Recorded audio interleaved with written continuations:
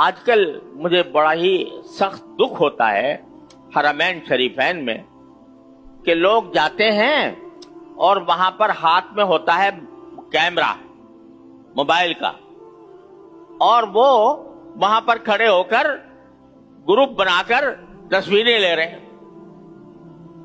کعبہ سامنے ہے، کعبے کا طواف کر رہے ہیں اور آپس میں ایک دوسرے کی تصویریں لے رہے ہیں۔ تم میری لے لو، کوئی اچھی آئی ہے بری آئی ہے، آپس میں تبصرہ ہو رہا ہے۔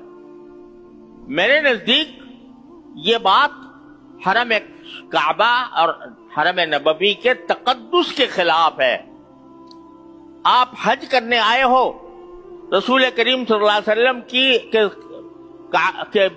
روضہ اقدس کی زیارت کرنے آئے ہو، کوئی پکنک منانے نہیں آئے کہ وہاں پر سیلفیاں بناؤ اور گروپ فوٹو بناؤ۔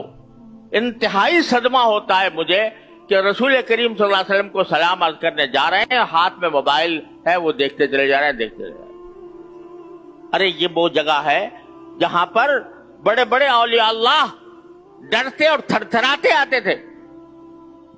نفس گم کر دمی آیت جنید و بایزیدی جا، یہ فرمایا کہ ادب گاہے زیر آسماں از عرش نازک تر، نفس گم کر دمی آیت جنید و بایزیدی جا۔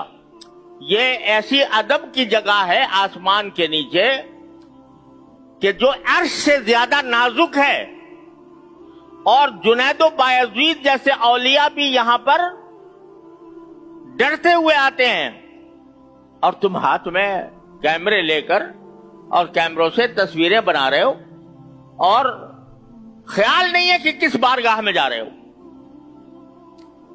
اتنا افسوس، اتنا صدمہ ہوتا ہے یہ دیکھ کر۔ بیت اللہ میں بھی اور مدینہ منورہ کے روضہ اقدس میں بھی یہ ایک طوفان بدتمیزی برپا ہوتا ہے۔